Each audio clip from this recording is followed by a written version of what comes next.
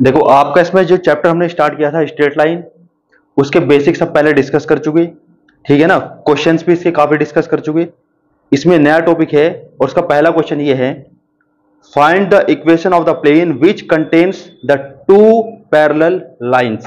ठीक है, हमें उस प्लेन की इक्वेशन को निकालना है जो दो पैरेलल लाइन को कंटेन करता है, ठीक है ना।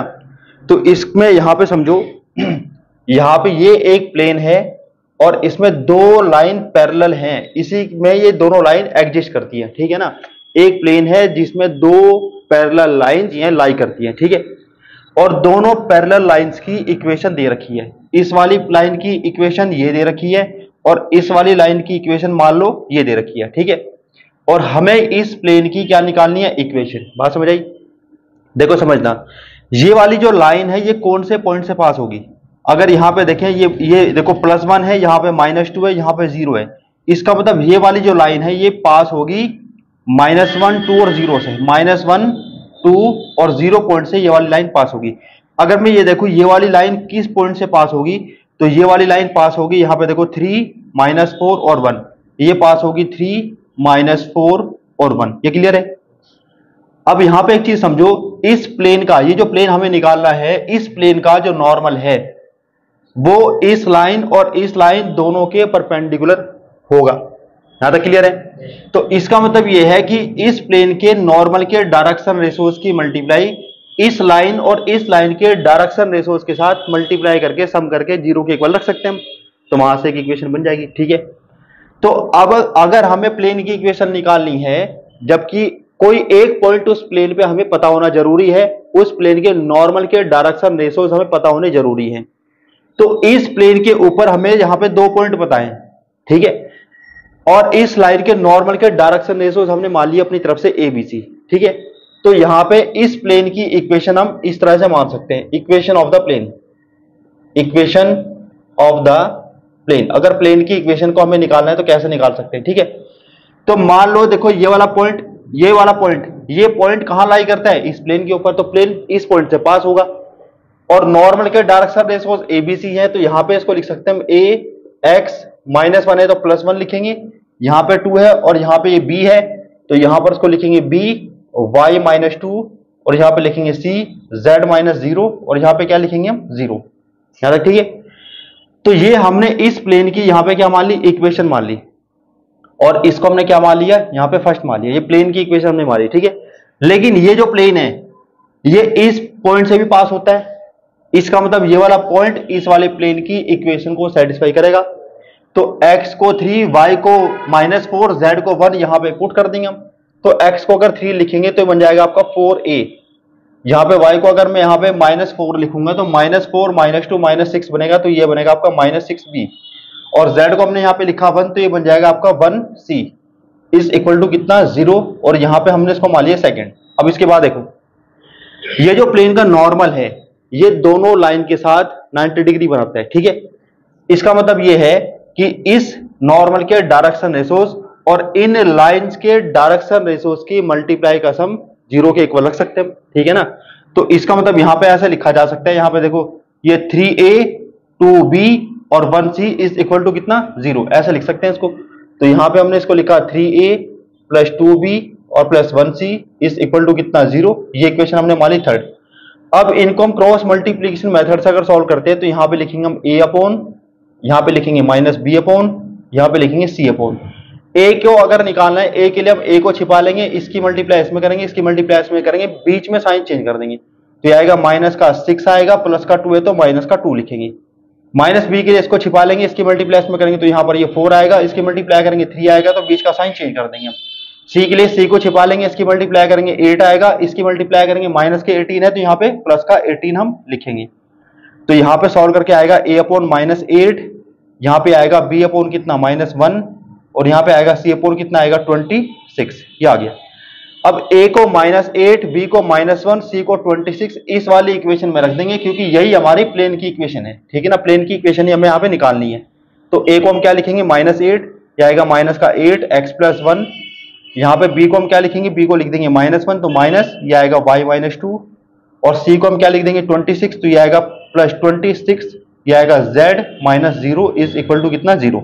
-8 की मल्टीप्लाई करेंगे तो -8x माइनस 8 आएगा, माइनस के y प्लस 2 आएगा, ये आएगा आपका यहाँ पे कितना प्लस, ये आएगा 26 z इज इक्वल टू कितना 0।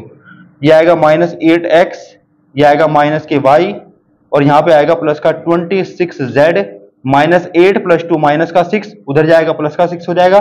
तो ये बन जाएगी उस प्लेन की इक्वेशन जो उसने पूछ रखी थी। देखो नेक्स्ट क्वेश्चन इसमें ये है, find the equation of the plane through the point 2 -1 1 and the line 4x minus 3y plus 5 is equal to 0 is equal to y minus 2z minus 5। यहां से यहां तक इस तरह से दो प्लेन को लिखने से वो एक लाइन को रिप्रेजेंट करता है, ठीक है ना, लाइन को रिप्रेजेंट करता है। तो एक लाइन यहां पे लिखा उसको, उसने कहा कि उस प्लेन की इक्वेशन बताओ जो इस पॉइंट से पास होता है और इस लाइन से भी पास होता है, ठीक है ना। जहां पे समझो लाइन को लिखने का एक तरीका ये है, दूसरा ऐसा भी इसको लिखा जा सकता है 4x minus 3y plus 5 is equal to 0 comma y minus 2z minus 5 is equal to 0। दो प्लेन की इक्वेशन को कॉमा लगा के लिखोगे तो भी वो एक लाइन की इक्वेशन को रिप्रेजेंट करेगा, यहां तक ठीक है। अब इसने पूछा प्लेन की इक्वेशन जो इस लाइन को कंटेन करती है और इस पॉइंट से पास होता है, ठीक है। तो प्लेन की इक्वेशन को निकालने का तरीका यह है कि इसकी लैम्डा से मल्टीप्लाई करके इसको ऐड करके 0 के इक्वल कर दो, या इसकी लैम्डा की मल्टीप्लाई करके इसको ऐड करके 0 के इक्वल कर दो, तो प्लेन की इक्वेशन इस तरह से बन जाएगी, ठीक है ना। तो यहां पे लिखेंगे हम इक्वेशन ऑफ द प्लेन, जो प्लेन हमें निकालना है उस प्लेन की इक्वेशन को ऐसे लिखा जा सकता है। इसको लिखेंगे पहले same 4x minus 3y plus 5 और प्लस यहां लैम्डा से मल्टीप्लाई करेंगे तो यह आएगा लैम्डा y माइनस ये 2z minus 5 is equal to 0। यहां पे इसके अंदर मल्टीप्लाई कर देंगे तो यहां पर यह आएगा 4x माइनस 3y प्लस 5 और यह आएगा प्लस लैम्डा y माइनस का 2 lambda z minus 5 lambda is equal to 0। अब इसमें देखो x वाली टर्म तो नहीं है, इसको सेम लिखेंगे 4x। अब देखो इसमें और इसमें y है तो इसमें से हम क्या करेंगे, y को कॉमन कर लेंगे। y को जब कॉमन करेंगे तो यहाँ पे बचेगा -3 और प्लस यहाँ बचेगा लैम्डा, माइनस ये आएगा 2 लैम्डा z। अब यहाँ पे कांस्टेंट टर्म हमारी ये बचेगी 5 minus 5 lambda is equal to कितना 0। ये ठीक है, यहाँ तक ठीक है। अच्छा ये हो गया। अब इसके बाद देखो इसमें इस प्लेन की इक्वेशन में हम इस पॉइंट को सेटिस्फाई करा सकते हैं। क्यों? ये जो प्लेन की इक्वेशन है इस पॉइंट से सेटिस्फाई होगी, क्योंकि ये वाला जो प्लेन है ये इस पॉइंट से पास होता है, ठीक है। तो यहाँ पे x को 2 लिखेंगे तो क्या बनेगा 8 बनेगा, y को क्या लिखेंगे -1 से इसकी मल्टीप्लाई करेंगे तो ये बनेगा आपका +3 माइनस लैम्डा बनेगा, ठीक है। z को क्या लिखेंगे 1 लिखेंगे तो ये बनेगा आपका -2 लैम्डा।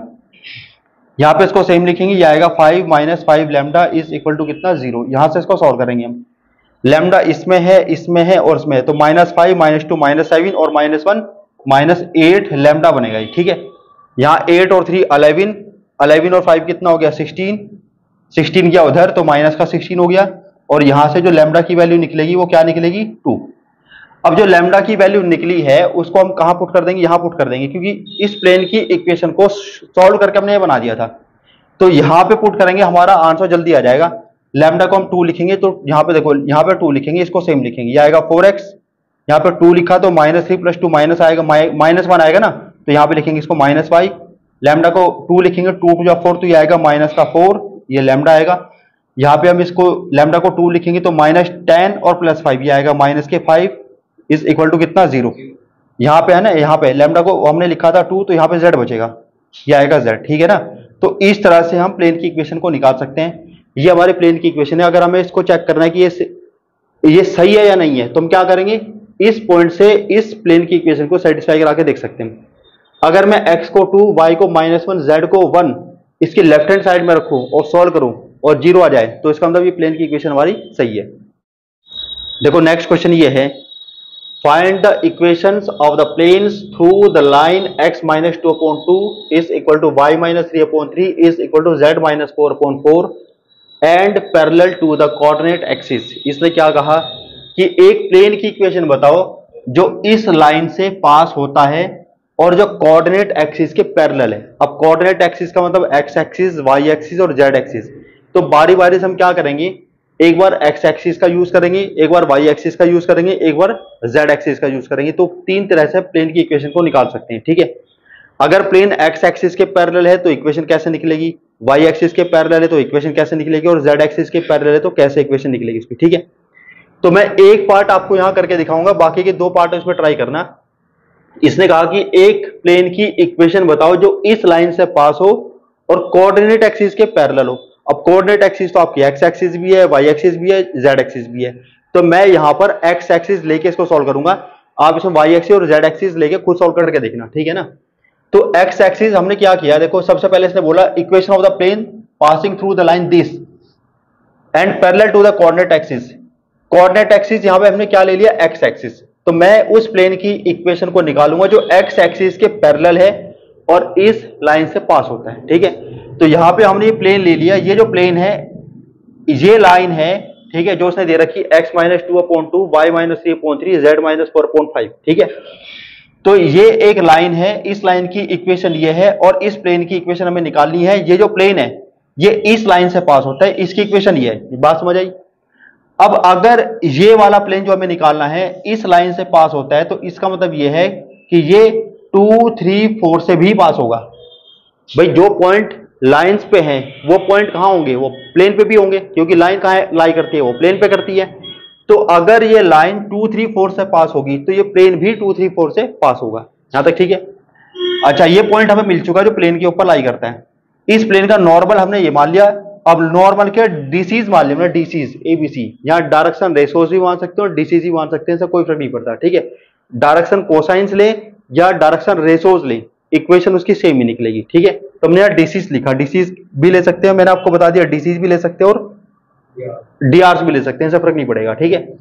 अब इसने कहा था ये जो प्लेन है ये एक्स एक्सिस के पैरेलल है।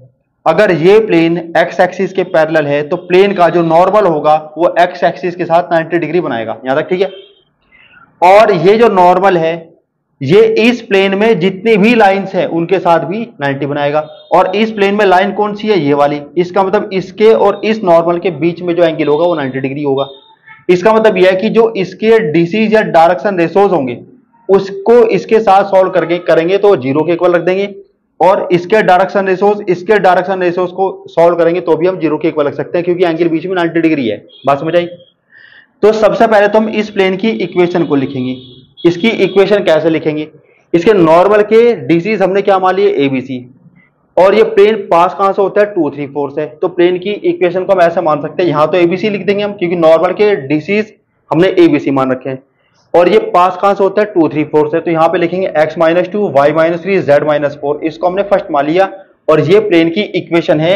इसी को सिंप्लीफाई करके हमें प्लेन की फाइनल इक्वेशन बतानी है, ठीक है ना। अब उसके लिए क्या करेंगे, हमें ये एबीसी निकालने पड़ेंगे। एबीसी निकालने के लिए दो इक्वेशंस हमें चाहिए एबीसी में, उसको क्रॉस मल्टीप्लिकेशन मेथड से सॉल्व कर लेंगे हम, ठीक है। अब दो कहां से मिलेंगी, देखो एक्स एक्सिस के डीसीज ये याद रखना 1, 0, 0 होते हैं। एक्स एक्सिस के डीसीज क्या होते हैं, 1, 0, 0।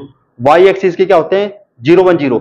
और जेड एक्सिस के होते हैं 0, 0, 1, ठीक है ना, याद रखना। अगर आप यहाँ पे एक्स एक्सिस लिखोगे तो उसके डीसीज 1, 0, 0 होंगे, वाई एक्सिस लिखोगे तो 0, 1, 0 होंगे, और जेड एक्सिस लिखोगे तो 0, 0, 1 होंगे। बात समझ आई। तो यहाँ पे हम क्या करेंगे, देखो इसके बीच में है कि 90 डिग्री है, तो यहाँ पे हम 90 डिग्री वाली कंडीशन लगा देंगे।